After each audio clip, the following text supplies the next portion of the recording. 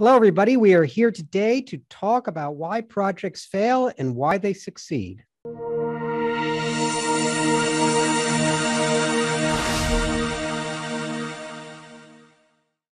Hello, everybody. We are here today with Chris Armstrong. Chris is a business architect, and he's also an enterprise architect.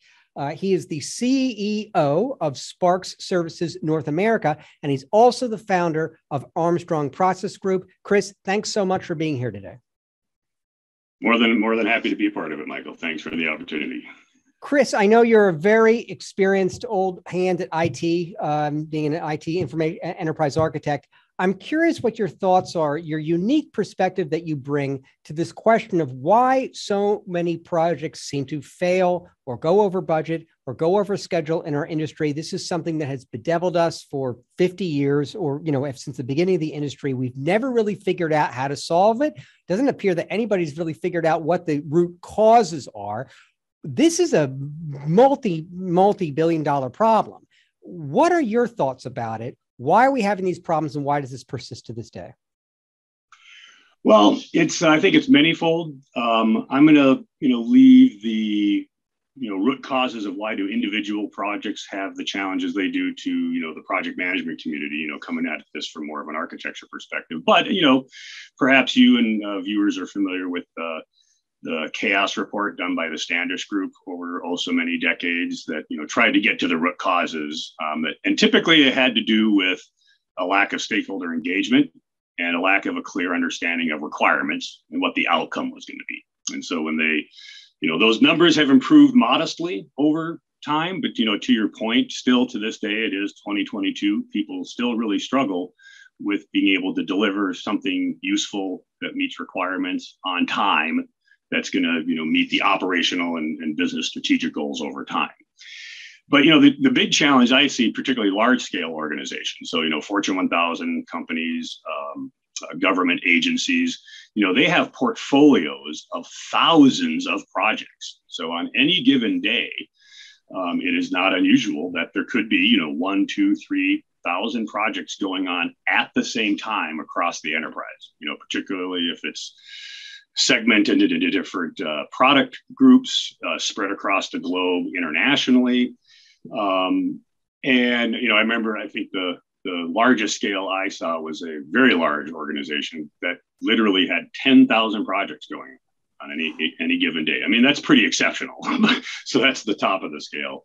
But even, again, Fortune 100 companies, they're spending a lot of money on IT, and a lion's share of that is to try to help achieve the business strategy, whatever that might be, and how well that is clear to people is something I'll talk a little bit about.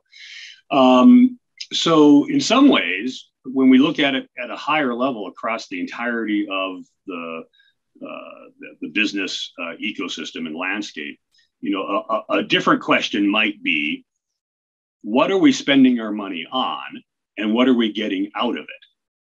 Because one of the challenges I think a lot of organizations face is that they start projects that they shouldn't have started. So, of course, agile software development is, very much becoming the norm of how IT organizations deliver, functionality. And a lot of that's about optimization, of how much time people spend, having tight feedback loops, continuous integration, continual delivery, continual, feedback. But you can only optimize something so much, as it relates to how do you, make those projects run faster, quicker, and better. Well, there's a higher order question, which is, should we even have done this project in the first place? Was it really a good idea? So it's a higher order optimization of really kind of the entirety of the portfolio.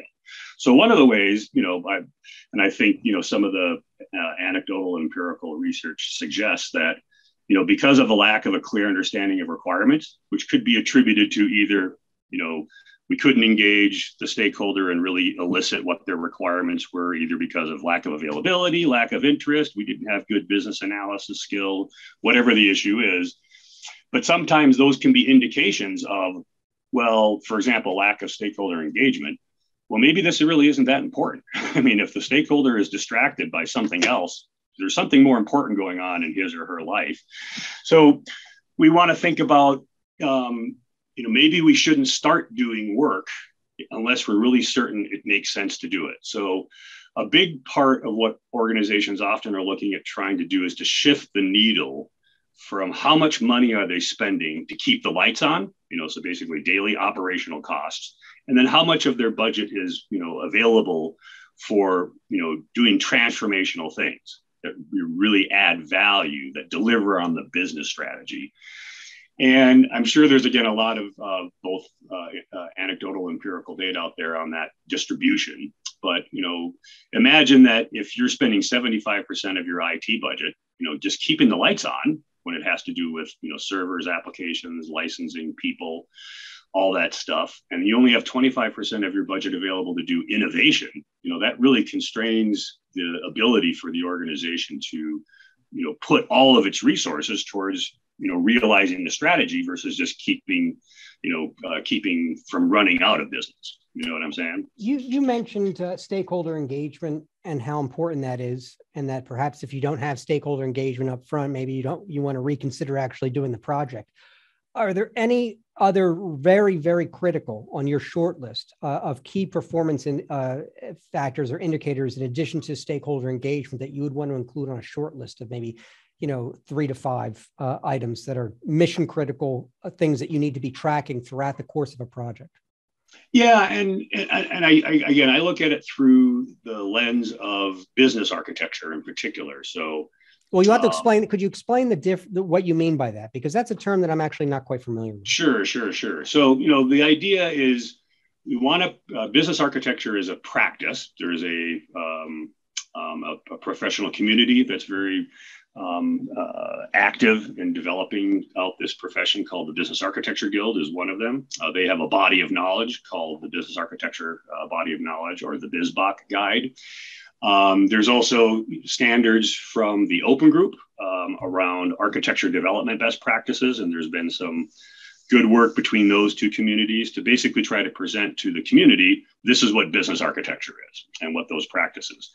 But ultimately what business architecture is about is trying to provide transparency and visibility into the complexity of the business ecosystem so that executives can make good decisions to deliver on strategy and that the organization can actually deliver on the strategy.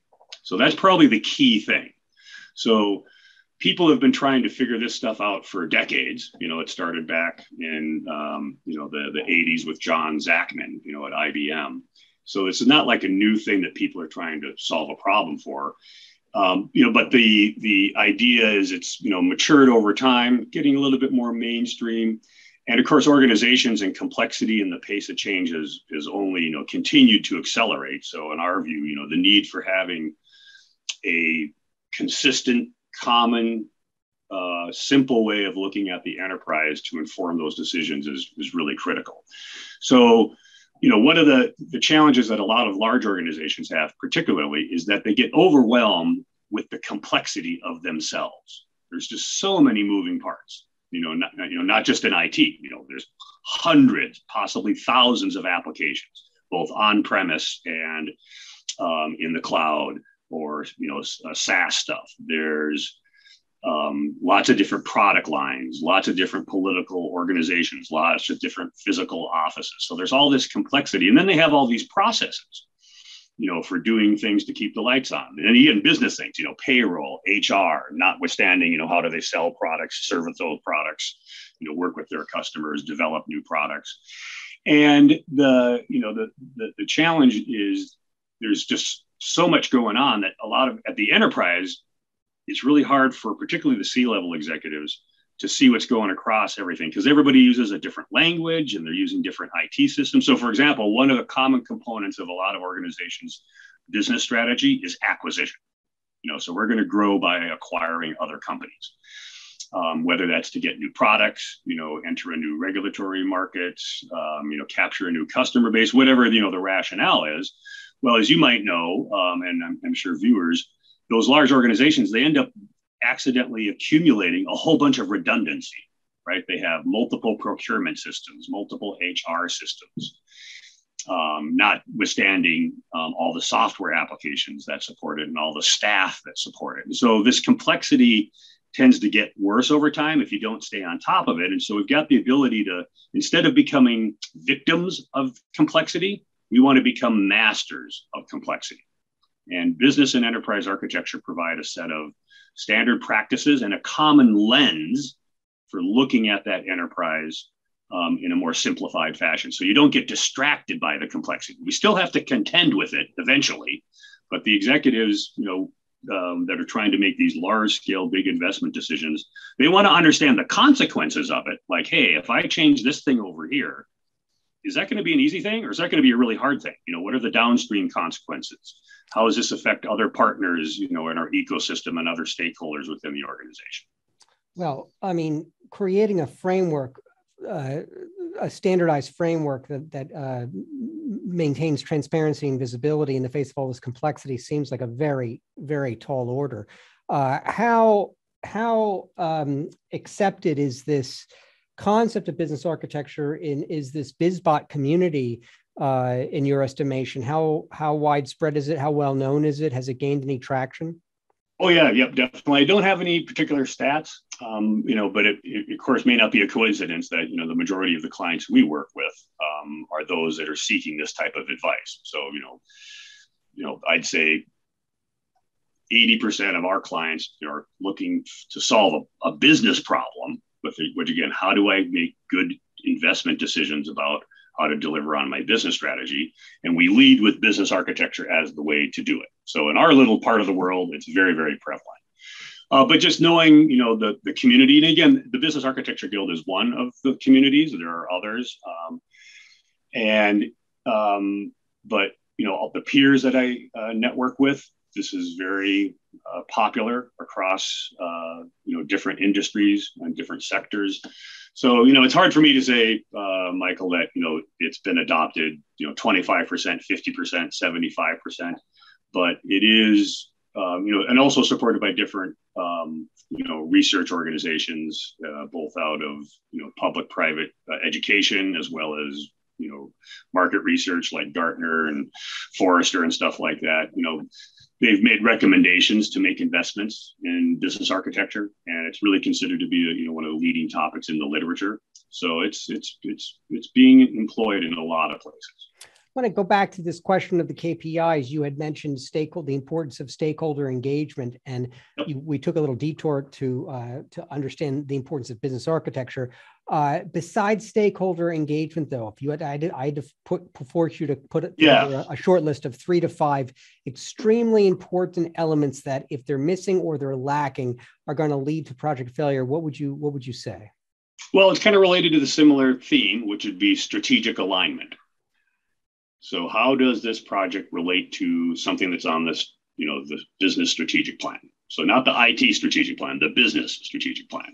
And is that because the project will lose support and lose funding if it's not related to that plan? Because we're talking about the ability to manage a project to completion successfully. Yeah. So part of it is, one of the things I see is a lot of organizations spend a lot of money doing kind of business as usual projects that are kind of like redecorating and refurnishing the same rooms in the house over and over again. It's like, no, we want shag carpet. No, we want tile. Let's paint the walls green. Let's, change this to a bay window. Let's get a different kind of sofa. But it's fundamentally the same room.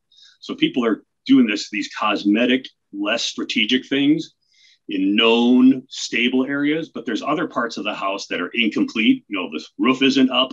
It's burning down.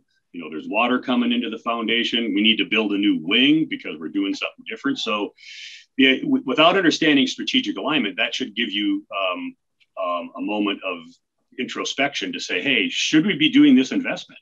I mean, if we are really trying to, as an IT organization that has a big part in delivering on the strategy, because of course, in today's world, IT is involved in, I don't know if you have any stats, Michael, but, 95% of most, serious business transformation projects involve non-trivial changes in IT. It's not just, hey, we're going to change our, hiring process. So, if we think about, how many projects are going on, considering that we have a finite amount of resource, namely, if we've decided we're going to invest $1 billion, in IT, how much of that's going to be spent towards, again, delivering the strategy? 20 billion, why we spend everything else just to keep the lights on and move furniture around in the same house. So without strategic alignment indicators, it should really give you an opportunity to say, should we really do this project? Because a part of being successful as the entirety of the enterprise is not having too many projects going on. So a pretty bold thing for someone to say like myself is, maybe the problem isn't how you run individual projects, not to suggest there aren't opportunities for improvement in those areas, but maybe you should stop doing so many projects. You're bringing unnecessary complexity for little value, right? So really question those investments. And particularly if you're trying to move the needle from, we're starving our innovation budget at the expense of keeping the lights on. Well, that's never going to change until someone says, no, we are not doing that project. We're not redecorating that room again. We have to work on the new stuff. So that really informs, some of the hard choices that executives need to make about where their investments are going. And sometimes there's an issue with how well that business strategy is really communicated, down to this next level of directors and down into management. So a lot of times executives don't really know how much money is really being spent in the things they think should be spent on, because there's lack of clarity, sometimes intentional obfuscation. So you think you're spending, $100 million on, making this non-trivial change to your business, but then you find out later they only spent 25 billion on it, 75 billion, and on something else.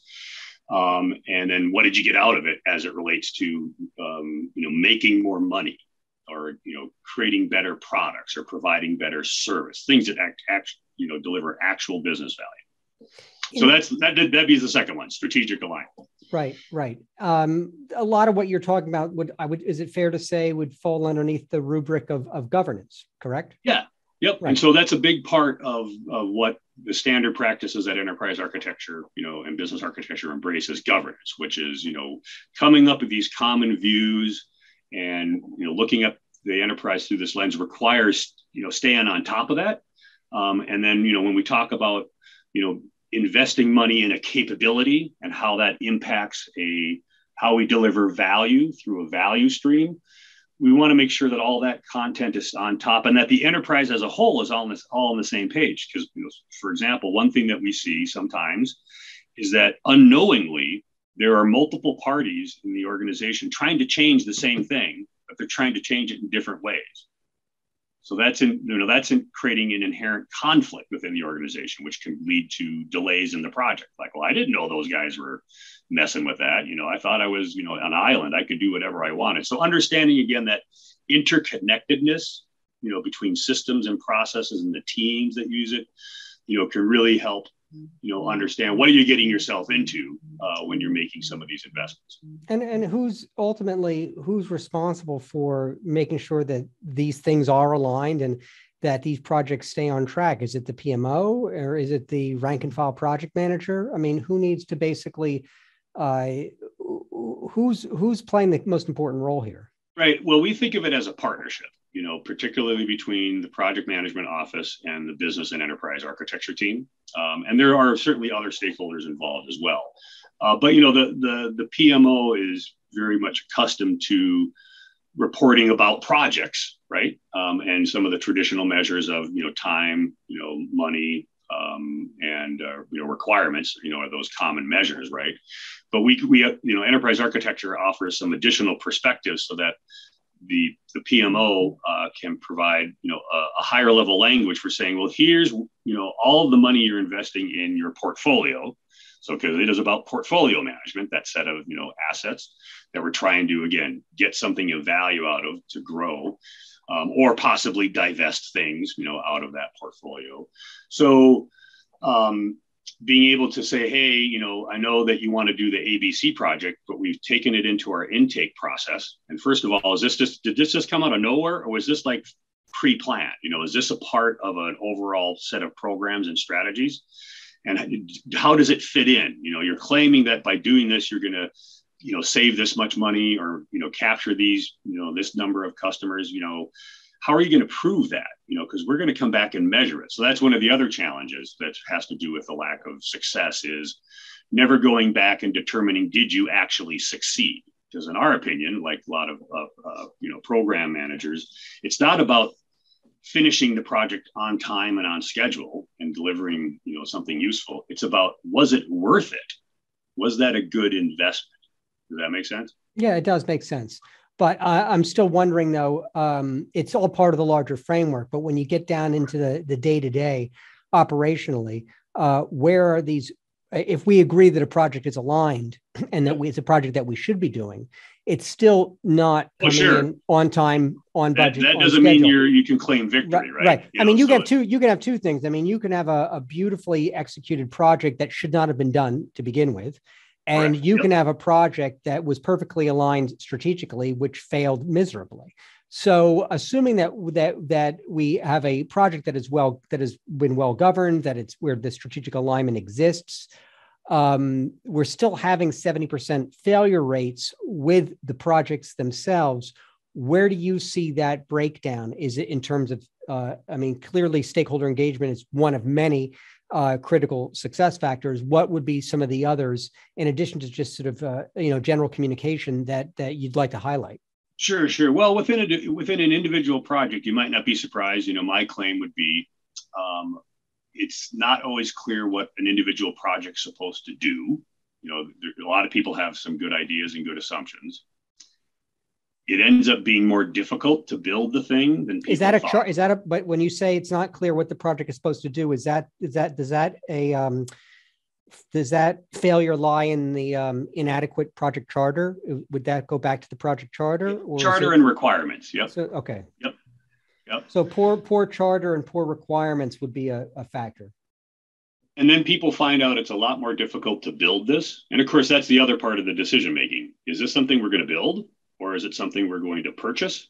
So we're going to, get a package. Is it going to be on-prem? Is it going to be SaaS? And this is a part of, again, that investment kind of discussion is, generally speaking, because custom software development is one of the most risky things to do, we should do it when it's absolutely necessary and only necessary, right? So part of it is like, hey, are we building a new mobile app?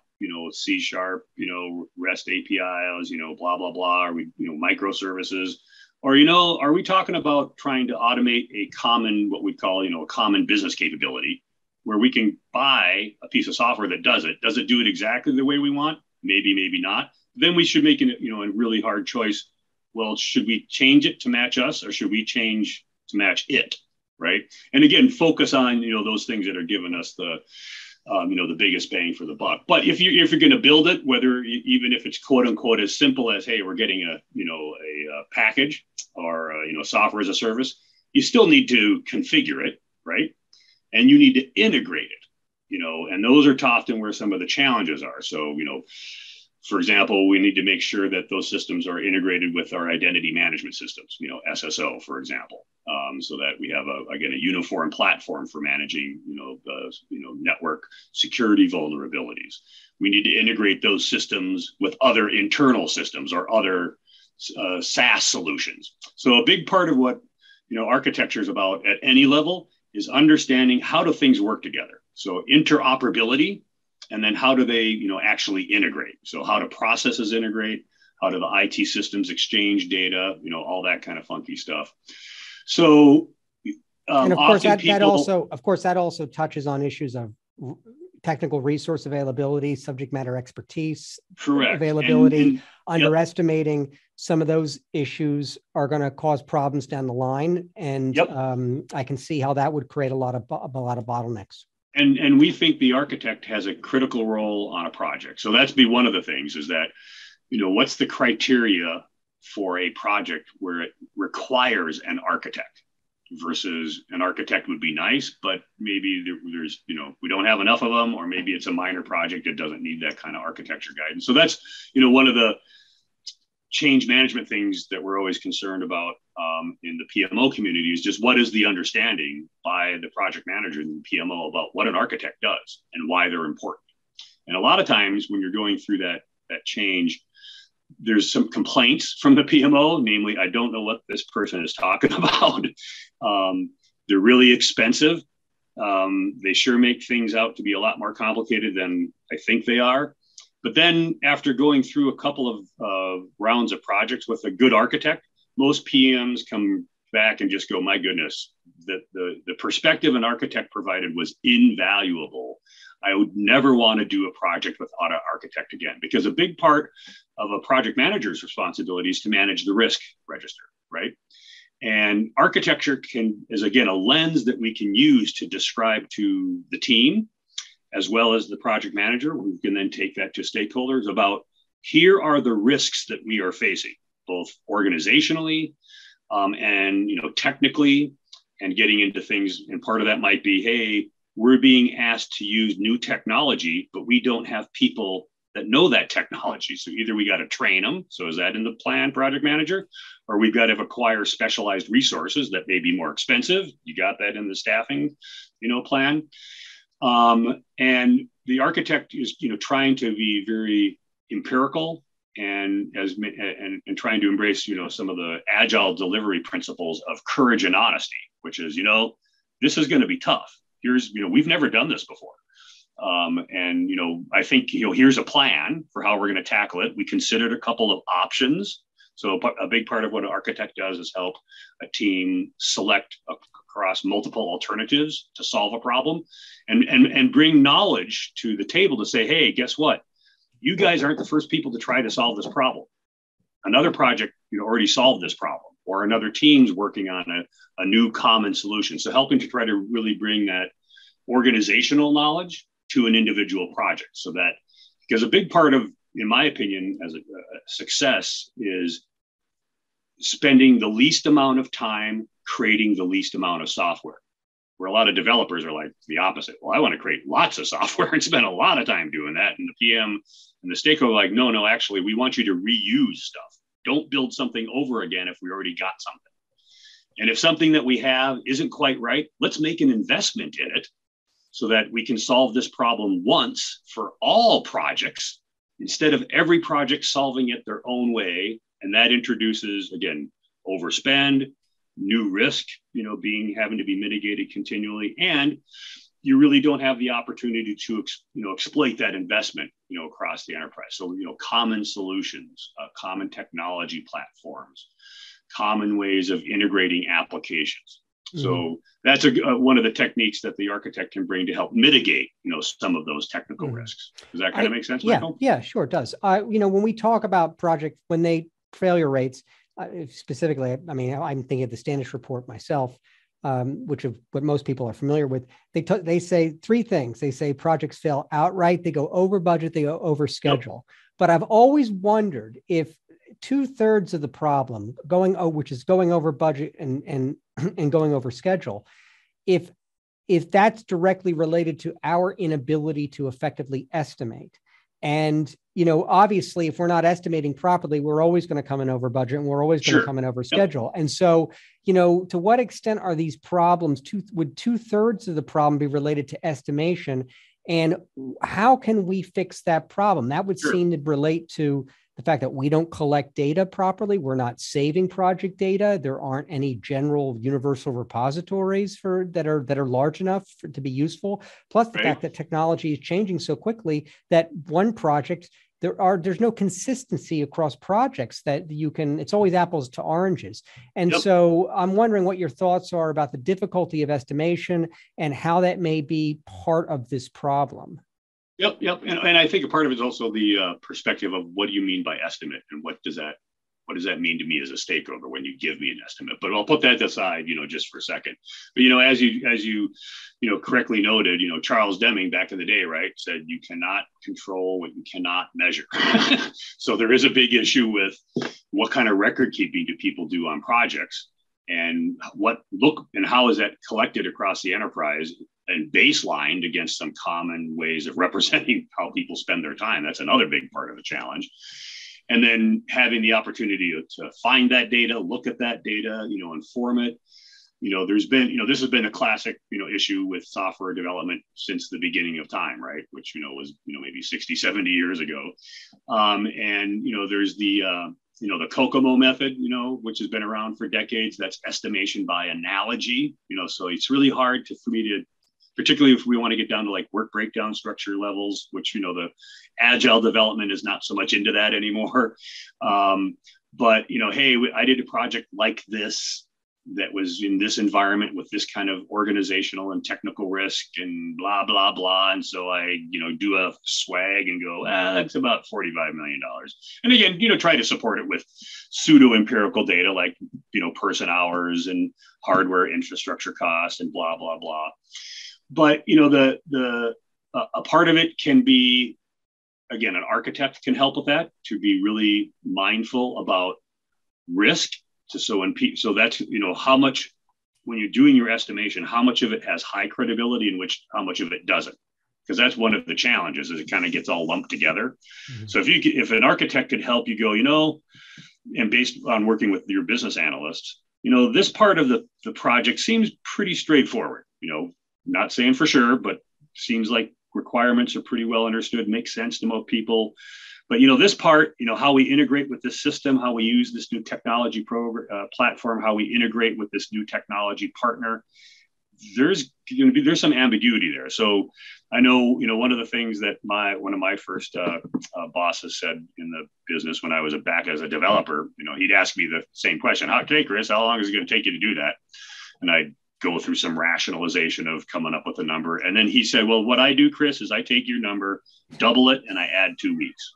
That's so funny, because I worked with our former chief information officer for 20 years. And he used to say, take any estimate, double it, and 50%. That must be an old axiom. Yeah. But I think it's kind of interesting that people have this, and that's what I meant by what do these estimates mean to people? Because people are like, okay, I know that's what you think it's going to take, but history tells me it's going to take longer than that. So I'm going to pad the budget. I might not tell you, but I'm going to give you whatever it is, a little bit of overage. But it does really come back also to, again, with good alignment with particularly things like the capability model and the information model and the value model, we can describe requirements more concisely and clearly using that common language. So that can help, making sure people really know what they're signing up for. But the other part is the need as an agile organization, not just agile software development, but agile portfolio management and agile business architecture, and agile strategic planning and strategic management. You want to have those tight feedback loops, because, doing planning is not about executing the plan. It's about thinking about how you're going to deliver, make sure you understand those different dimensions, and make sure you don't lose sight of that. Because success is not, I accomplished every task in the work breakdown structure. That's a means to an end, right? But there's, how many times has it happened that you make a big investment and, you come into work the next day and the whole world has changed. You're like, the most important thing in the world yesterday? Well, there's a new bright, shiny object now, and we're chasing that. So, organizations need the ability to reevaluate their strategy and their enterprise, delivery plan at a moment's notice and change it. But a lot of times, and this has to do with culture, once a project is started in an organization, it is never canceled. It gets a life of its own, and it's really hard to have the courage to make those statements and then follow through with it, because there are consequences, to different parts of the organization. People don't, get the budget and resources they want, and that's not much fun and blah, blah, blah. So, understanding how that all fits together, and that, a new project comes up and, hey, they're messing in the same area you are, maybe they should join the project instead of doing a separate thing. So having that, those feedback loops to continually know that you understand what the target is, you're still on target, because the target might have shifted. And then there's the big thing we want to keep in mind is that a lot of this initial planning is still speculative. I mean, we're doing it based on rigor and science and an objective viewpoint, but some things you just don't know till you try them out. So we really want to make sure, particularly the software engineering, IT developers, they're at the front line, exploring the frontier. We want to make sure we get learnings from them to say, hey, enterprise architect, we thought we knew what we're talking about and how to integrate to the system with this new protocol, blah, blah, blah. It made perfect sense when we were doing it on a whiteboard. We went out and did it. didn't quite work out right for all sorts of reasons. Whatever those are, it doesn't really matter. But the whole point is you want to have that feedback loop so the enterprise architects go, oh, really? That didn't work?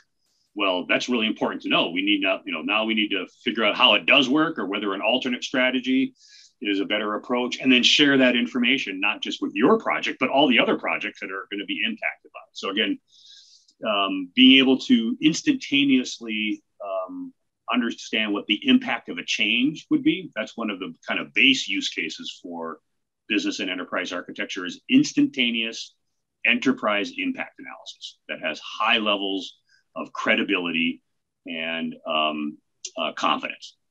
What do you think about just going from the the very brainiac kind of rare air that you've been exploring for the past 30 minutes, getting down to some more basics, such as just how are they communicating status on projects to their stakeholders? Because it would seem that if you have good, simple, clear communication at regular points throughout a project, like say on a daily or weekly basis, I'm not sure what the periodicity needs to be, that you will be able to identify when projects are going off the rails before they go off the rails. And it's the same thing in healthcare.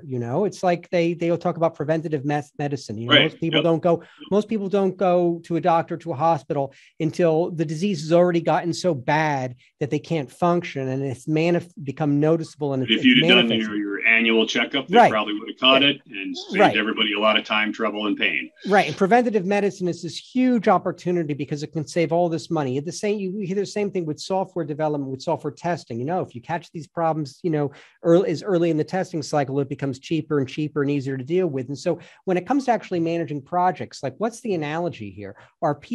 Is the communication structure suboptimal in your experience? What are people doing wrong? What are they doing right in your experience?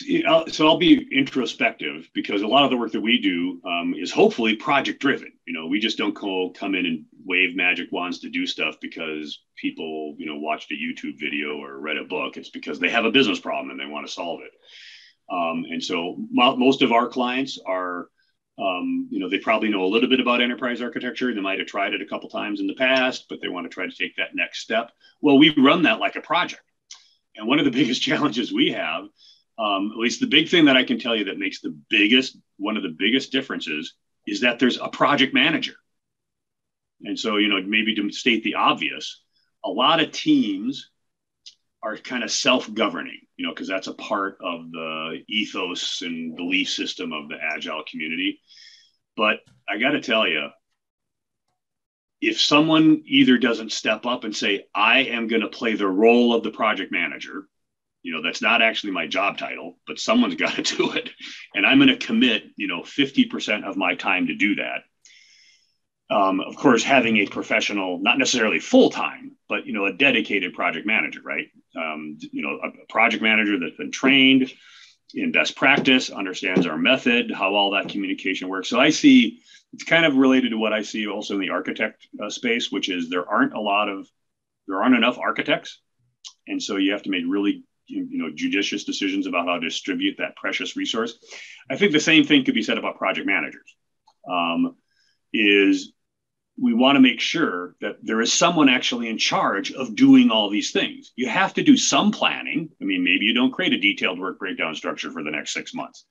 You have to know who your stakeholders are.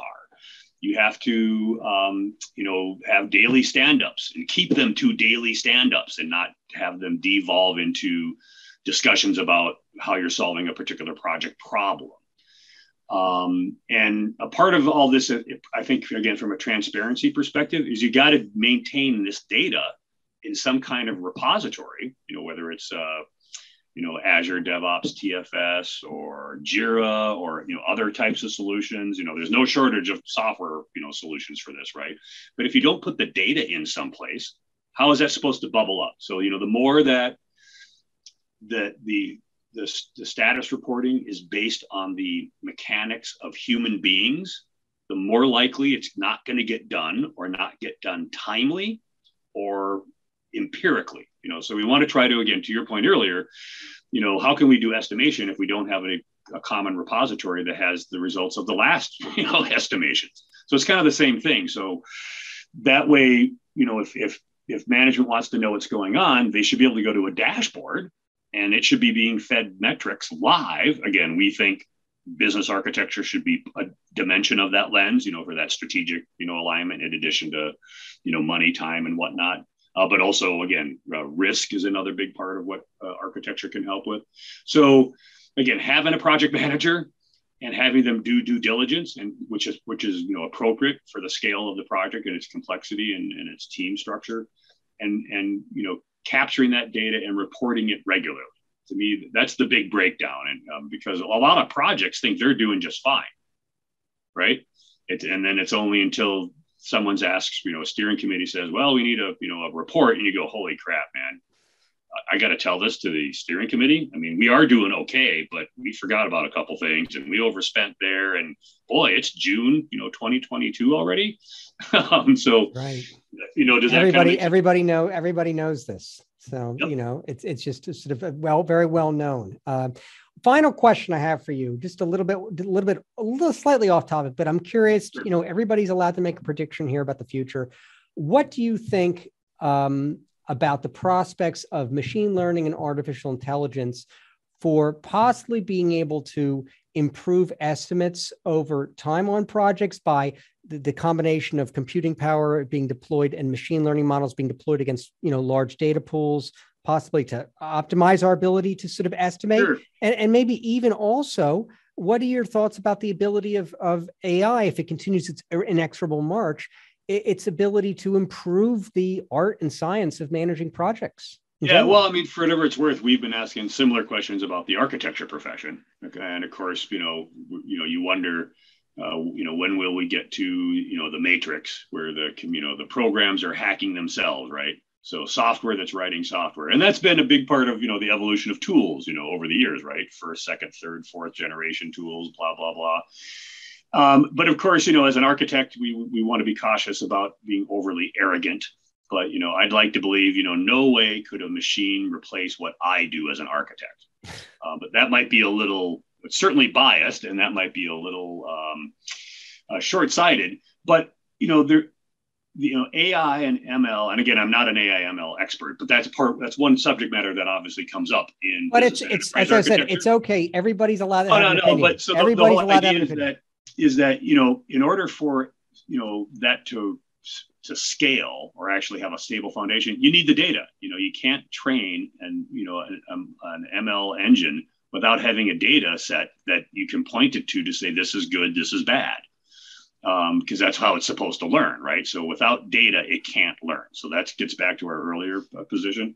But I think because there's a lot of other dimensions if you think about it. There is no shortage of data in an organization. It's just not being well managed and exploited. And that's, again, one thing we think architecture can help with. But just imagine, that there was some ML AI engine that not only monitored your Kanban, and your burn and backlog and all that kind of stuff, but it also monitored your chats and your emails and your updates to your SharePoint site or your modeling repository or your GitHub repository. And based on the frequency of interactions, the topics of those interactions, AI/ML could spot trends and say, this project just recommitted this code 17 times in the past, 48 hours. That is anomalous. What's up with that?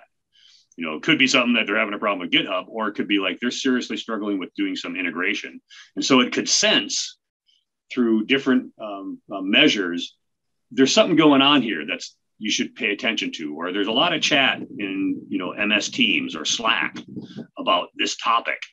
So there's all this data, and some of it's not structured, where I think AI and ML could really help exploit that to the benefit of the learning of the enterprise and advising executives and project managers when things might be going off the rails.